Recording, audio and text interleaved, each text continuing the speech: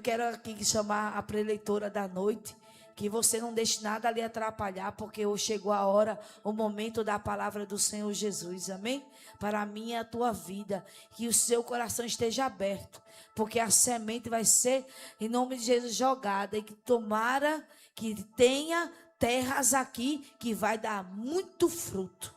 E que você também não venha só ser ouvinte, mas ser a praticante desta palavra. Que você venha absorver e venha praticar no seu lar, no seu trabalho, na escola e na sua vida. Amém? E eu convido em nome de Jesus a missionária Verônica Oliveira para orar. Em nome de Jesus. Estenda suas mãos, fique de pé, em nome de Jesus.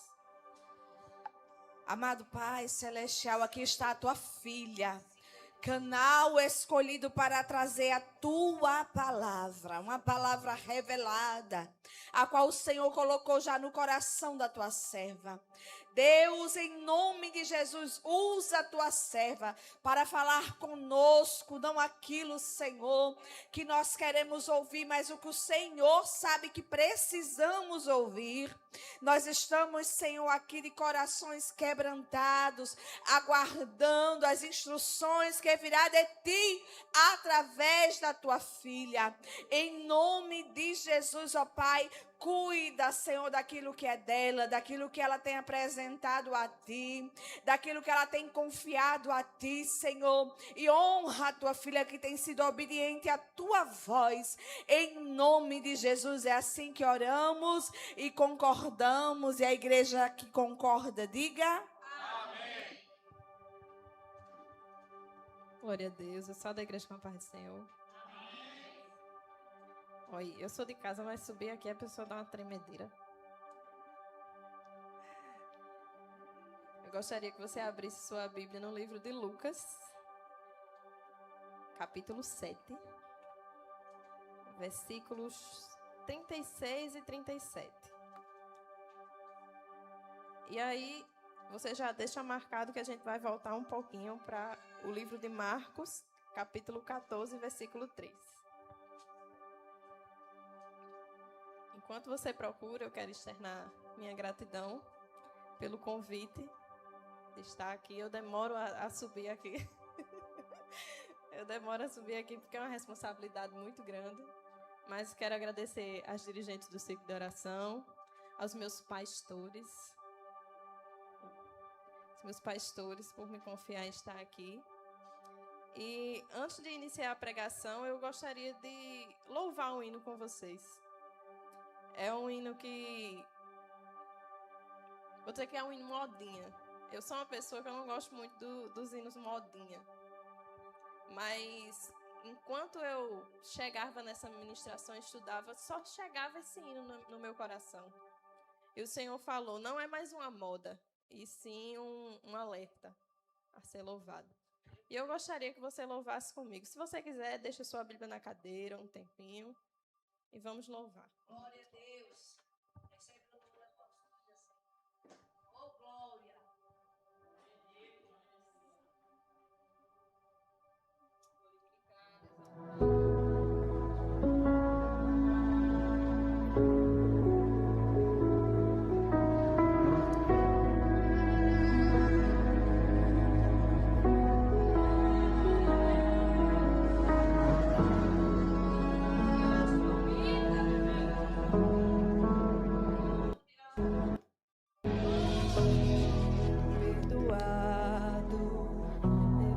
Saber o valor de ser amado, mas por outro lado, o bem que eu quero fazer, de fato eu não faço. E dependendo do pecado, eu nem me sinto incomodado. Então esbarro com tua palavra e sou confrontado. Não adianta fingir que está tudo bem. Se de ti eu recebi perdão, mas não consigo perdoar ninguém. A outra face eu não dei, só o meu ego escutei. Até amei os meus amigos,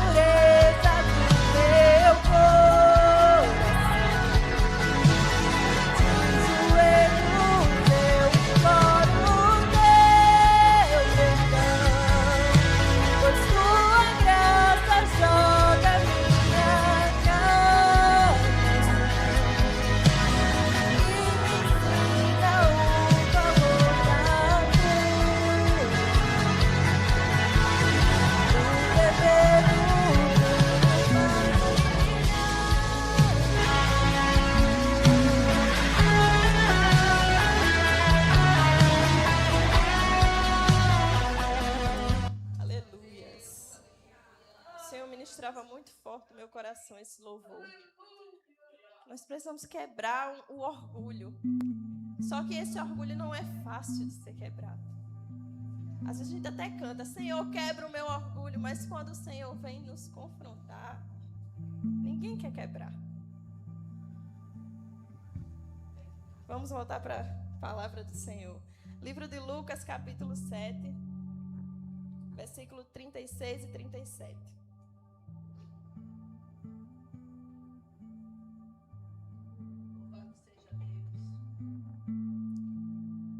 Todos encontraram?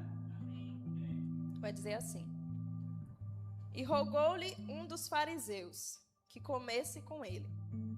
Então, entrando em casa do fariseu, assentou-se à mesa. E eis que uma mulher da cidade, uma pecadora, sabendo que ele estava à mesa em casa do fariseu, levou um vaso de alabastro com unguento. Agora você vai comigo lá para Marcos, capítulo 14, e o verso 3.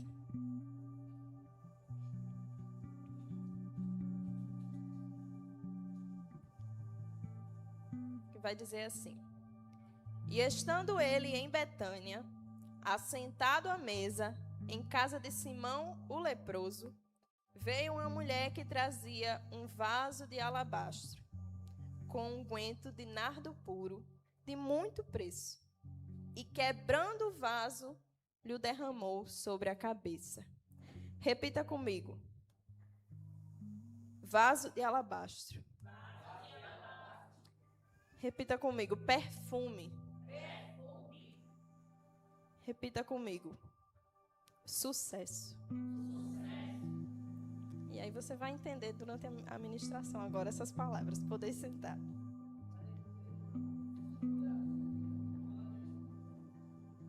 Essa palavra, o Senhor trouxe ao meu coração através de 2 devocionais que eu fiz.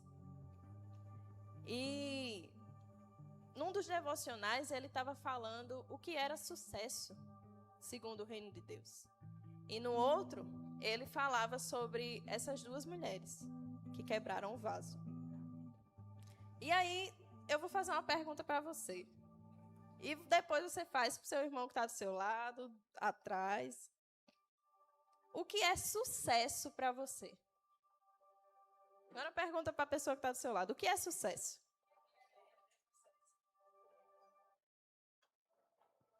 Sucesso, segundo o dicionário, vai dizer que é obter êxito, obtenção de riquezas, honras ou propriedades. Ou é uma pessoa que tem uma grande popularidade ou aceitação pública. Isso é o que o dicionário, é o que o mundo define como sucesso. Aquela pessoa que tem grandes posses, aquela pessoa que tem um bom emprego, aquela pessoa que é de grande influência. Mas se você chegou até aqui e você aprendeu que isso que é sucesso, você está totalmente errado. Sucesso, para nós que somos cristãos, e se você chegou até aqui nesta noite, é porque você acredita que Jesus é a única salvação que nós temos, e mediante a sua graça, a nossa vida ela foi transformada para que nós não vivamos agora mais como nós pensamos, mas sim como o Senhor pensa. E se você acha que sucesso para Deus é ter riquezas, é ser uma pessoa popular, você está totalmente errado. Porque sucesso para Deus é medido por aquilo que você está disposto a quebrar no altar. E esse altar não é esse altar aqui, o púlpito. É o altar do teu coração, da tua vida. E mais uma vez o Senhor falando sobre o altar. Sucesso de Deus é medido por aquilo que você está disposto a quebrar. Aquilo que você está disposto a dizer assim, não vale a pena. E aí vamos lá para Lucas 7. Você deixa a Bíblia aberta que a gente vai ficar caminhando, tá? Em Lucas 7 é uma história que se passa lá na Galileia. Um homem chamado Simão, ele escutou falar de Jesus. Jesus, nessa época aqui, ele já estava uma pessoa bem influente. Já estava uma pessoa conhecida por seus milagres, por suas palavras. E Simão, ele queria saber por que Jesus era tão influente, o que as pessoas viam em Jesus. Então, Simão vai lá e convida Jesus. Vem comer na minha casa. Só que Simão era um fariseu.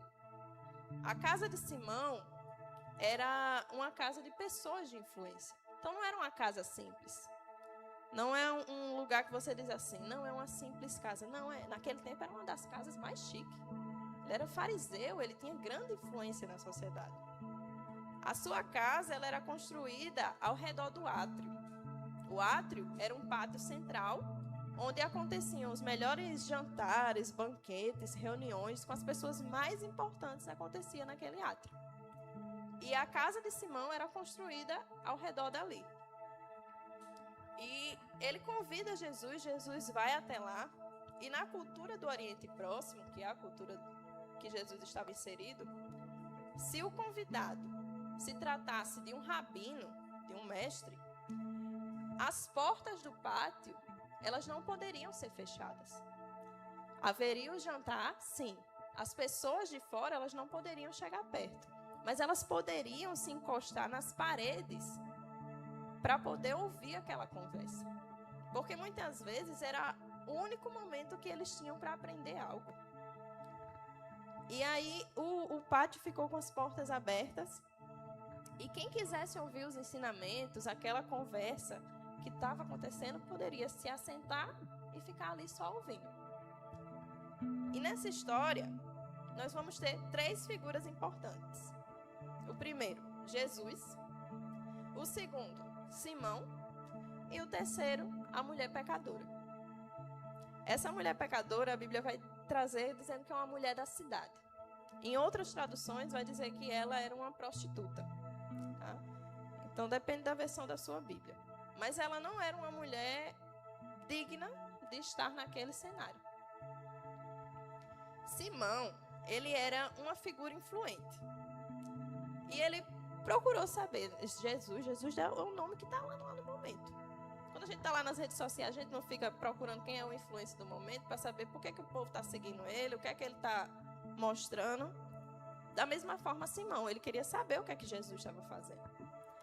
E ele tinha uma dúvida se Jesus era profeta ou não.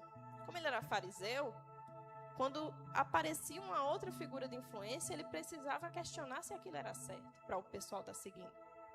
Então, ele chama Jesus para aquele banquete para ver se Jesus era ou não era, se o que ele estava falando tinha sentido ou não tinha. O convite foi uma oportunidade de desmascarar Jesus, entre aspas. Era como se ele quisesse provar que Jesus não era aquilo. E aí, dentro desse cenário, aparece uma mulher, a mulher pecadora, que ouve aqueles ensinamentos de Jesus, e como ela tinha acesso ali, provavelmente ela entrou junto com o pessoal que queria escutar o que estava sendo conversado. Só que ela tinha algo em suas mãos. Ela trazia consigo um vaso de alabastro. E aí ela rompe toda aquela barreira que se tinha e chega próximo aos pés de Jesus. E começa a lavar os pés de Jesus, tanto com unguento como com as suas lágrimas. Ela começa a lavar, e ela foi tão constrangida pelo amor, pelas palavras que Jesus falava, que ela começou a demonstrar a gratidão dela ali, derramando o unguento, derramando as suas lágrimas, secava com os seus cabelos, e por ela ser uma prostituta, o seu cabelo era a sua maior vaidade. Seu cabelo não poderia ser tratado de tal forma. E ela usou o seu cabelo para enxugar os pés de Jesus. E os pés de Jesus não estavam limpos não, gente. Estava imundo. Jesus passava dias e dias caminhando. E de repente ela lava com suas lágrimas, com aquele perfume, e seca com seu cabelo. Você teria coragem de usar seu cabelo? Olhe. E aí Simão, ele vai e fala consigo mesmo. Se esse homem fora profeta, bem saberia quem e qual é a mulher que lhe tocou, pois ela é uma pecadora. Simão julga Jesus por permitir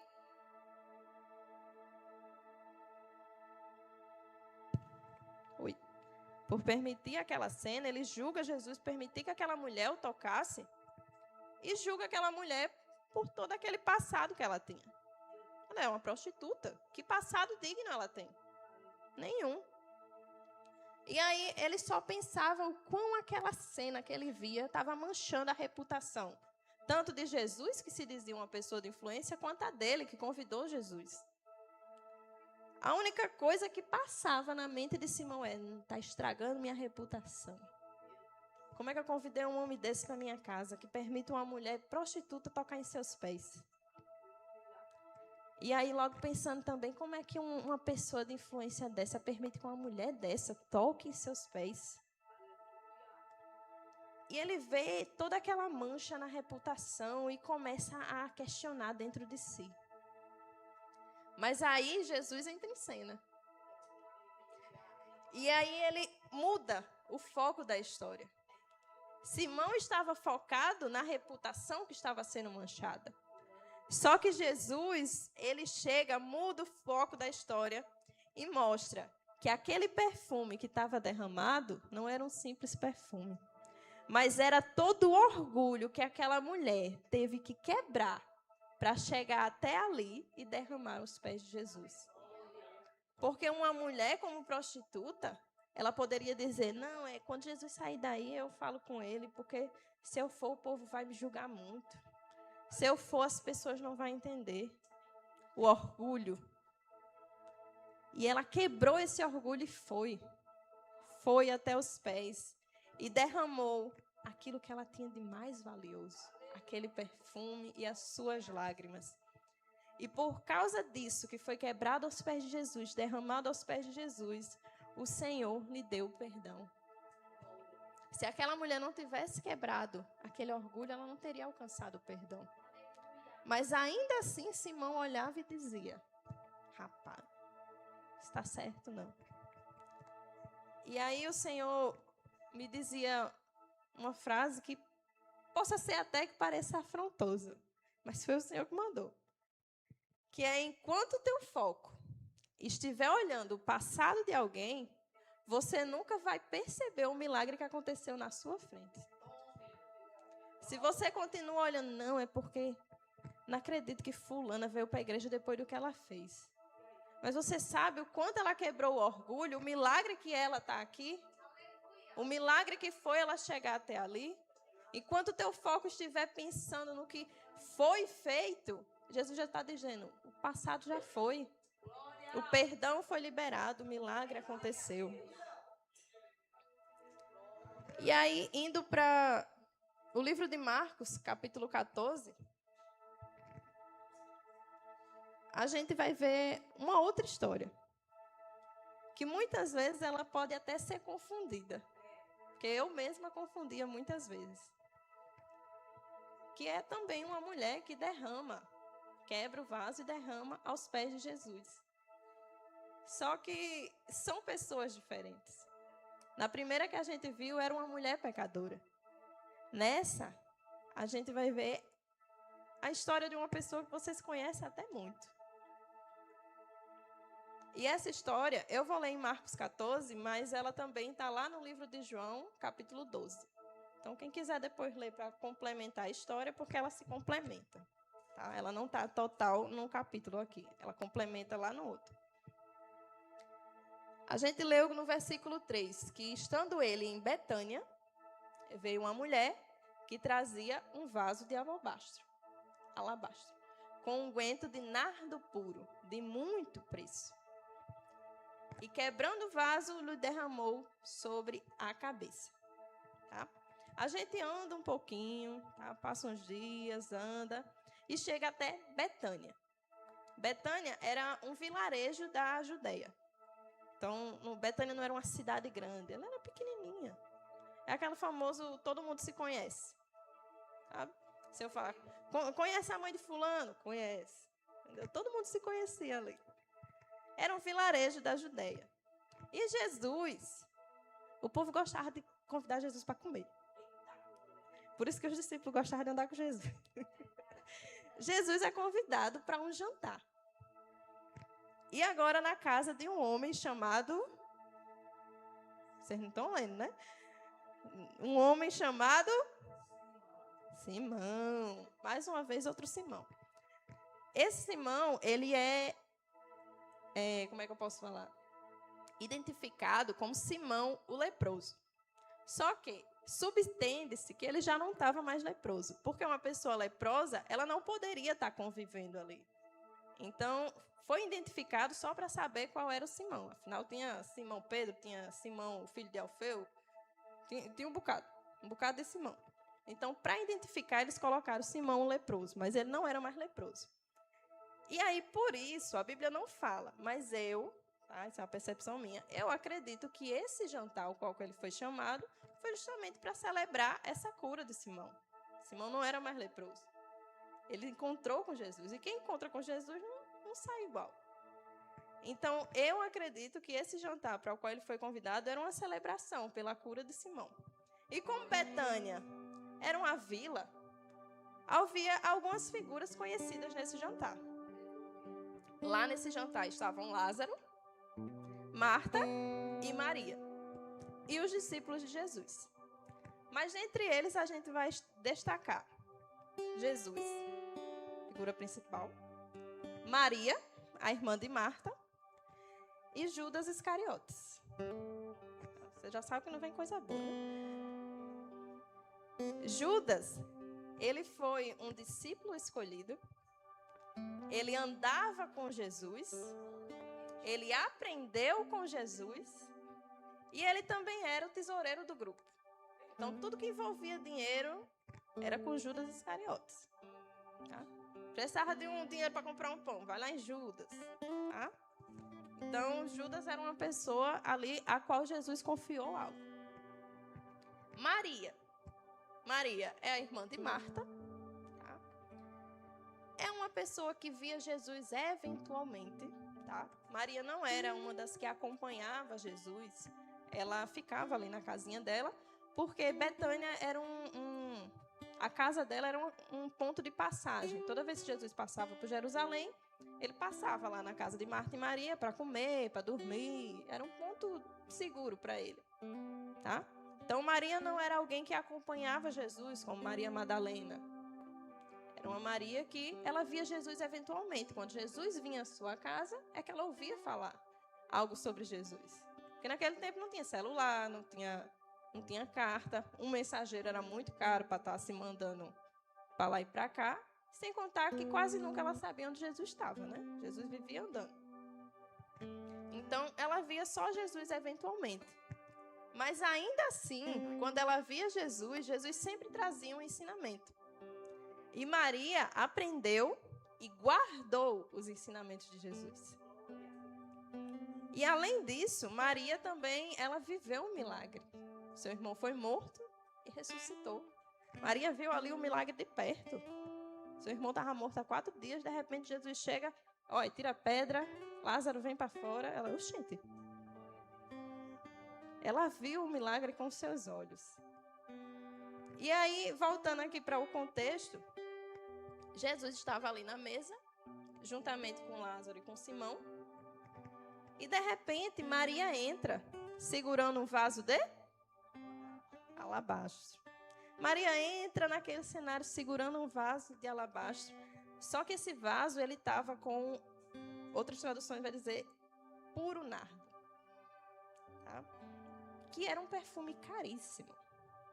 Era um perfume caríssimo. Não era um perfume que todo mundo tinha.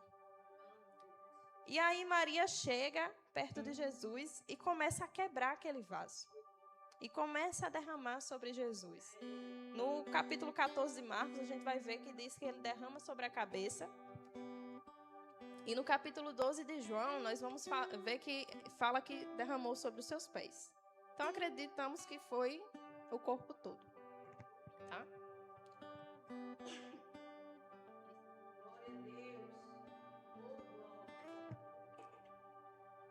E aí ela começa a derramar aquele perfume caríssimo sobre Jesus.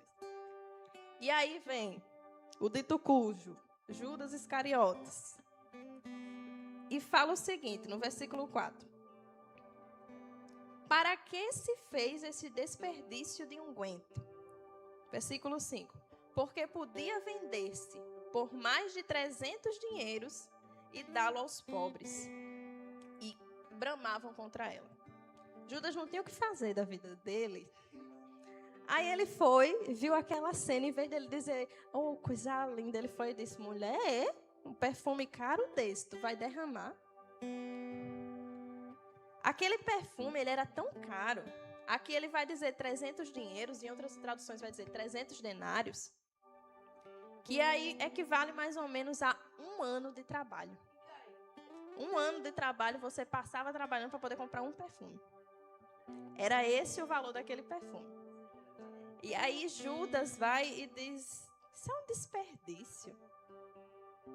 Como se ele dissesse, eu acho que Jesus teria gostado mais se tu pegasse esse dinheiro, vendesse e desse os pobres do que está derramando em cima dele. E aí, no versículo 5 vai dizer, e bramavam contra ela. Então, além de ele falar, ele ainda juntou o povo para ficar contra ela. Só que aí, quem aparece na história? Jesus.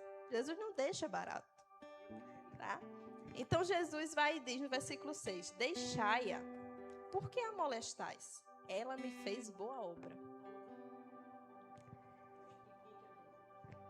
Jesus chega e diz, Judas, tu não está vendo o que é que ela está fazendo? Como é que está preocupado com dinheiro? Tem uma teoria que alguns teólogos sugerem e que eu achei muito bonita. É de que talvez aquele perfume que Maria derramou fosse a única herança que ela tinha. Porque não é citado na Bíblia que Marta, Maria, Lázaro tinham pai e mãe. Então, provavelmente, quando seus pais faleceram, já deixaram herança guardada para cada filho. E aí, talvez aquele vaso de alabastro com aquele perfume caríssimo fosse a única herança que ela possuía. E se ela quebrasse aquele vaso, se ela perdesse, ela perdia tudo que ela tinha. Ela ia ter ou que depender dos seus irmãos ou viver pobre. Mas aí, a gente tem que lembrar que Maria, ela era atenta aos ensinamentos de Jesus. Ela escutava, aprendia e os guardava. E com certeza, nas idas de Jesus até ali, Jesus já devia ter falado que a hora dele estava chegando. Porque o cenário que acontece isso daqui é antes de eles prenderem Jesus. Tanto que Jesus até fala no versículo 8.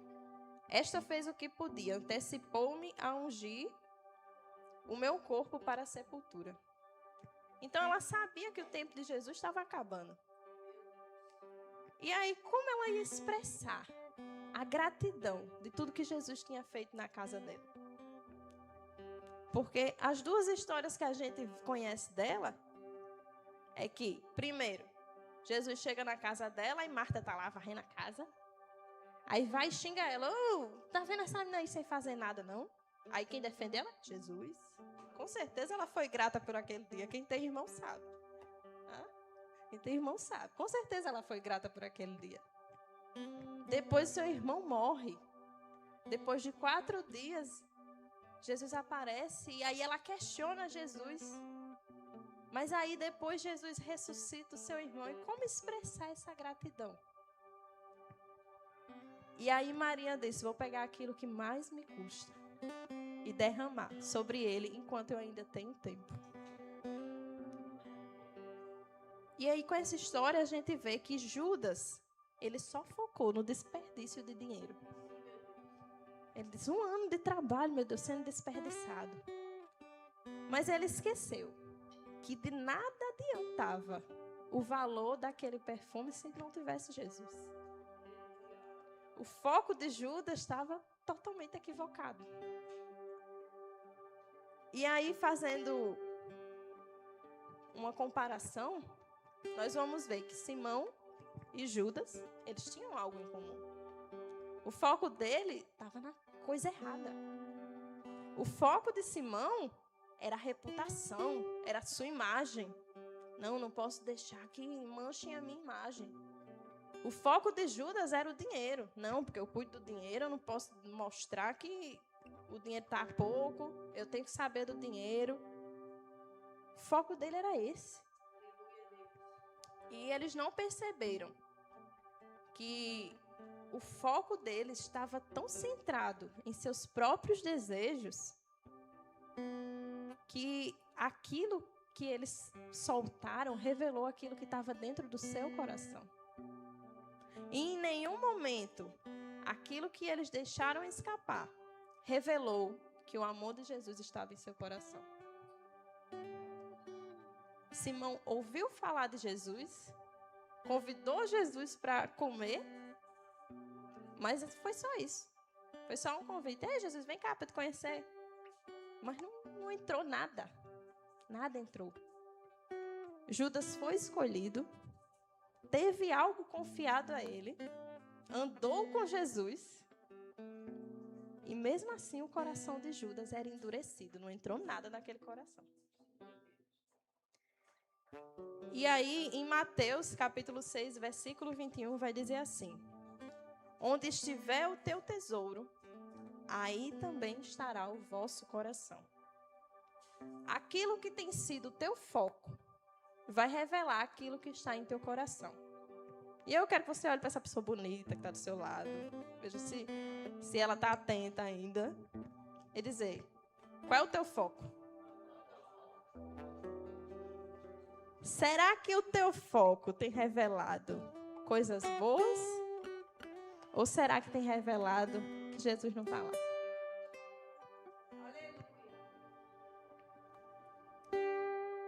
E aí agora, juntando ainda as duas histórias, eu quero que você foque no vaso de alabastro. Tá? Quando eu pensei, Ana chegou e disse assim, vaso, tu vai pregar. Eu, sim, senhora. Logo me veio à mente o vaso de alabastro. Eu digo, pronto. Lá vai eu, com aquele hino de Fernanda Brum. Vaso de alabastro tem que ser quebrado. Vai ser essa a pregação. Aí Jesus, minha filha, tenha paciência. Escute tudo. E aí, ele me mostrou essas duas histórias do vaso de alabastro. Nas duas histórias, as mulheres trouxeram um vaso de alabastro. Mas o que é esse vaso de alabastro? Por que é tão destacado esse vaso de alabastro? Não poderia destacar apenas o que tinha dentro dele? Por que esse vaso de alabastro era tão destacado? Acontece que o alabastro era uma pedra de mármore muito nobre. Ela era maciça e muito resistente. E aí ela era construída para fazer o vaso dos melhores perfumes. Por quê? Quando fazia, aquele vaso ele não deixava que o perfume evaporasse, não deixava que o perfume escapasse, mantinha a essência. Só que aí, como esses perfumes eles vinham lá da Índia, lá para Jerusalém, eles tinham que fazer uma viagem muito longa até chegar ali onde Jesus estava. E aí, esses vasos, eles não possuíam tampa. Porque se colocasse uma tampinha, provavelmente a tampa, no meio da viagem, ia soltar e aquele líquido ele não poderia ser evaporado. Porque a partir do momento que abrisse aquele perfume, o perfume ia com Deus. Evaporava. Ou até mesmo poderia ser derramado. Então, eles não possuíam tampa. Eles eram selados com o próprio mármore. Era como, botei o perfume, coloquei aqui o pedaço de mármore, selei. Pronto. A única forma de eu abrir esse perfume agora é se eu quebrar ele. Eu só posso abrir esse perfume, usar dele, sentir aquela essência, se eu quebrar ele. E aí, para usar esse perfume, era necessário quebrar. Por isso, as essências que vinham nesses vasos eram muito caros. Eram os mais caros, eram considerados tesouros. Quem tinha um vaso desse, rapaz, tu tem um tesouro nas tuas mãos. E as pessoas que possuíam esses vasos eram pessoas que ganhavam bem. Uma pessoa humilde, ela jamais poderia ter um vaso desse, porque como eu disse, custava 1 ano de trabalho. Era muito caro. E aí, hoje em dia, essas riquezas, elas são medidas para nós como uma pessoa que tem uma boa casa. Tem uma casa lá, olha, tu tem uma casa própria, já tem uma condição boa. Tu tem um bom carro, rapaz, que carrão. Essa pessoa é rica. Tem um bom emprego, ganha bem. São coisas que não se conquistam fácil. Se você tem a sua casinha, você sabe que não foi fácil conquistar ela. Se você tem seu carro, você sabe que não foi fácil conquistar aquele carro. Ah, mas não é o melhor. Mas foi difícil. Um bom emprego você não consegue da noite para o dia. Da noite para o dia eu não posso ser uma pessoa ricaça. Não. Tenho que estudar, tenho que me relacionar com as pessoas certas até alcançar o ponto mais alto. E não tem problema nenhum você ter essas coisas. Pelo contrário, se você tiver, abençoe o irmão, viu? Abençoe o irmão. Não tem problema. Mas o perigo é quando essas coisas que a gente considera como tesouro começam a se tornar mais valioso que Cristo. E aí, quando isso se torna mais valioso que Cristo, vai começando a esconder a essência. É como se você pegasse toda essa sua riqueza e dissesse, eu vou botar aqui no vaso, que aqui ninguém mexe. Está escondido. Começa a esconder a essência. Você começa a ser reconhecido pela boa casa que você tem, pelo bom carro que você tem, pelo bom emprego que você tem. E para de ser conhecido pelo que Deus fez na tua vida. Porque Jesus é na tua vida. E aí, quando isso se torna maior que Cristo, é como se o nosso orgulho aumentasse mais. Você já não quer, não vou mais andar com aquele grupo porque o meu nível agora é outro. Não vou mais passar naquela rua esburacada porque meu carro agora é outro, não é mais para andar nessas ruas esburacadas. Não, agora eu tenho um bom emprego, agora eu tenho que me relacionar com pessoas de um nível maior. Se você está assim, Jesus, em sua infinita misericórdia, Deus em sua infinita misericórdia, ele começa a incomodar, começa a questionar, fazer um questionamento dentro de você. E dizer, você não acha que seu foco está errado, não?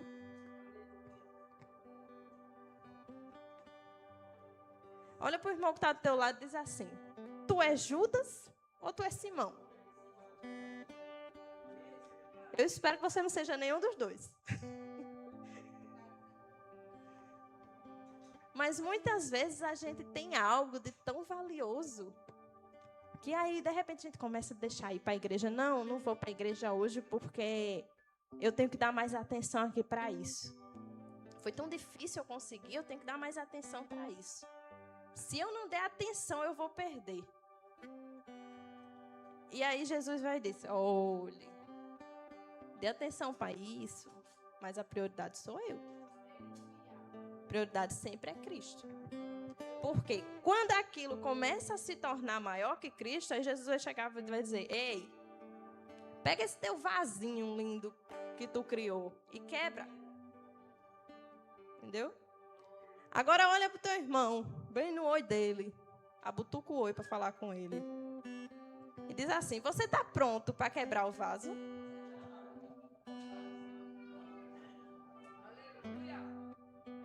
Esse vaso ele vai representar o teu orgulho. Sabe, mentaliza aquilo que tu conquistou com tanto esforço.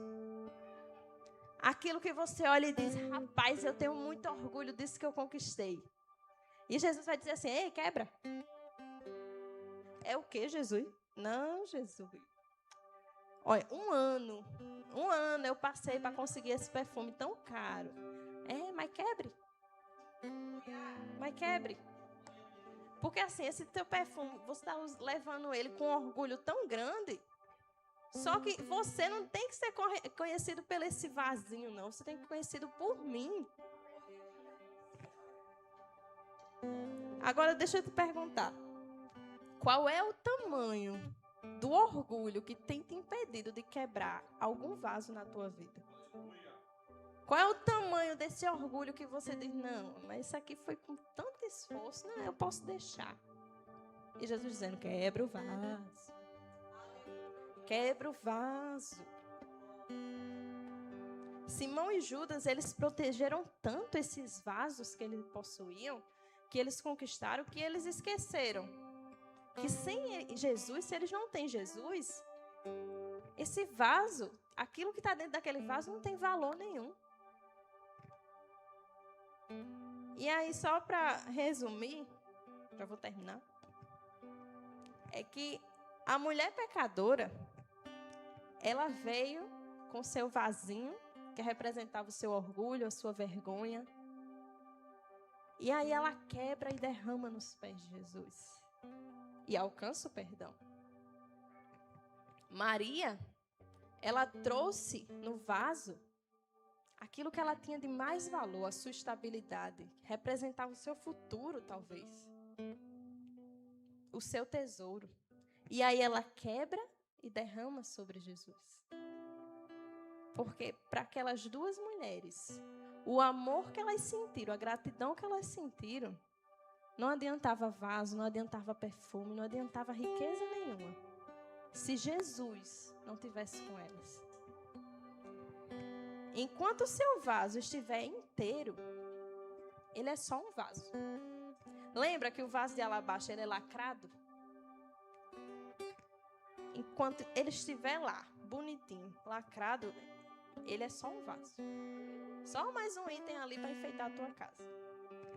Mas quando você quebra aquele vaso, a essência verdadeira é revelada.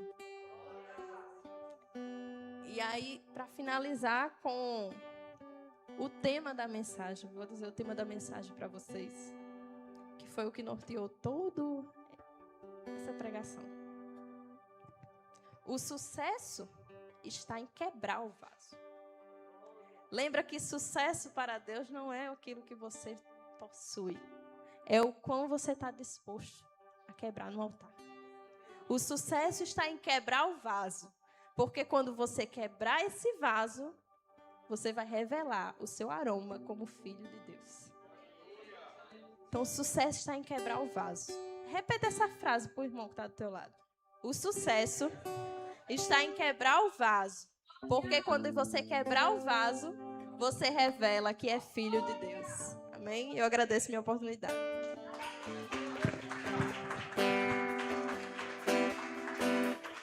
Jesus, fique de pé em nome de Jesus.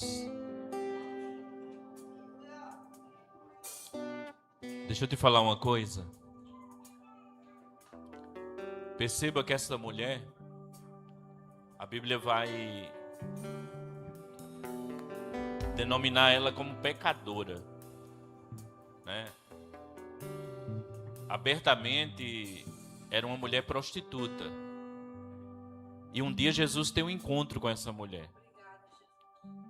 Essa mulher era cheia de demônio.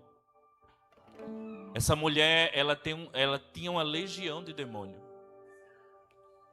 E provavelmente esse vaso que ela tinha foi presente de um cliente. Por isso que ela tinha esse vaso. Mas um dia Jesus teve um encontro com essa mulher. E essa mulher foi liberta. Sabe aquela mulher que ela era movida não pelo um desejo, um prazer de fazer isso, mas era porque ela é possessa de demônio, era o demônio que levava ela a fazer isso. Mas quando Jesus chega para aquela mulher e liberta aquela mulher, ela se encontra numa situação de dizer assim, eu não sou mais levada a fazer isso. Essa mulher por anos... Porque quando uma pessoa é possessa, ela não sente. Porque o demônio, quando está dentro de uma pessoa, ele toma todos os sentidos dessa pessoa. Então essa mulher se movia por demônio. Ela acordava. Não sei se você conhece uma pessoa assim. Se levanta, é movido pela bebida. Vai dormir, é movido pela bebida. acorda, bebe de novo. E não é um desejo dele, não. É porque algo prende ele. E já pensou Jesus chegar para aquela mulher e dizer para aquela mulher: você está livre. Glória a Deus. O quanto vale isso? Entenda que essa mulher, a segunda mulher, provavelmente era uma herança que ela tinha. Mas ela lembra do dia que o seu irmão morreu.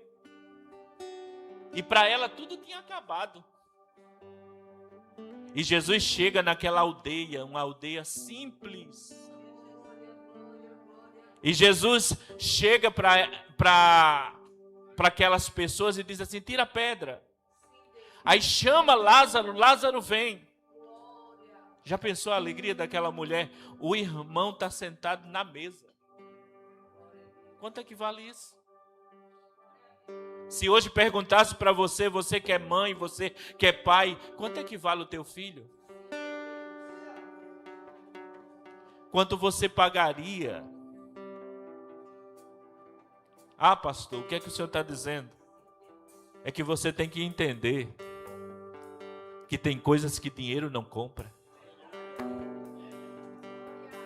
Tem coisas que, por mais que você diga assim, não, eu tenho um melhor carro, a melhor casa, eu tenho uma estabilidade. Jesus está dizendo assim: sem a minha presença, não vale nada. Você pode ser rica, rico, mas você está sendo movido por um demônio. Essa mulher, ela chega naquela casa e alguém ainda olha dizendo assim: se ele soubesse quem era.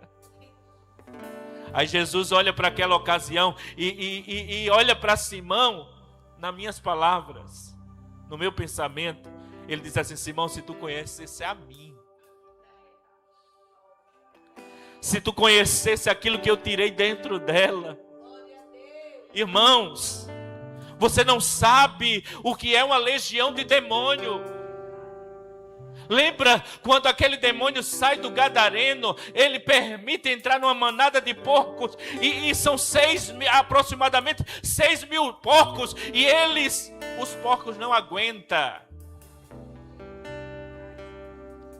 Ele se joga dentro de um abismo, porque melhor é morrer do que estar com aqueles demônios. Irmãos, só que quem sabe o valor de um milagre é quem recebeu um dia. Só quem sabe o valor de um perdão é quem foi perdoado. Oh, meu irmão, você não está entendendo. Aleluia. Sabe para aquela mulher que foi pego em ato de adultério? Irmão, que alguém chega, aleluia, para apedrejar, ela ia morrer. E Jesus olha e diz assim: quem não tiver pecado, atira a primeira pedra. Começa a sair do mais velho ao mais novo. Ninguém fica Jesus e aquela mulher. E agora a mulher, ela levanta a cabeça e Jesus pergunta: onde é que estão os teus acusadores? Ninguém te condenou, não, eles não puderam. Está aqui um que pode, mas não quer. Está aqui um que poderia jogar pedra, mas ele resolveu perdoar. Aleluia. Ele resolveu lavar com o seu sangue. Ele resolveu dar perdão. Por isso que eu digo, Jesus não quer curar você por fora, Ele quer curar você por dentro. Ele quer dizer para você nesta noite: perdoado estão os teus pecados. Perdoado estão os teus pecados. Vai em paz e não pegues mais. Oh, decandarabai. Quem é Judas para questionar o valor daquele perfume? Ela disse: eu sei o que é ficar sem um irmão, e ele novamente colocar no seio da minha família. Eu sei o valor. Ai, irmão, eu sei o valor de quem pegou alguém que estava morto pela mão e colocou na mesa. Eu sei o valor de quem pegou alguém que já estava fedendo e colocou na mesa. O que é um ano de trabalho para quem nunca mais ia ver o seu irmão e agora está na mesa. Olha, ela vem para o jantar e ela olha lá, está na mesa. Lázaro está na mesa sentado, comendo, conversando, e ela diz: eu tenho que quebrar. Eu tenho que quebrar.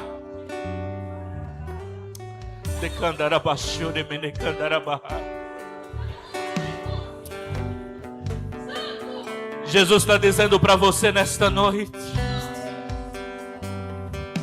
o quanto você está disposto a fazer por alguém que estava morto e Jesus quer trazer para a mesa. Jesus está perguntando o quanto é que você está disposto a fazer para alguém que está possesso, para alguém que não tem mais prazer de se alimentar, não toma mais um banho, não penteia mais o cabelo. O quanto você está disposto? O quanto você está disposto? O quanto você está disposto? O Espírito Santo brada dentro de você nesta noite.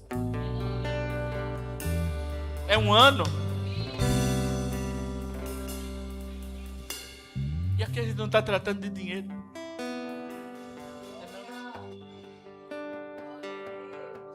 A gente está tratando de orgulho. O quanto você está disposto?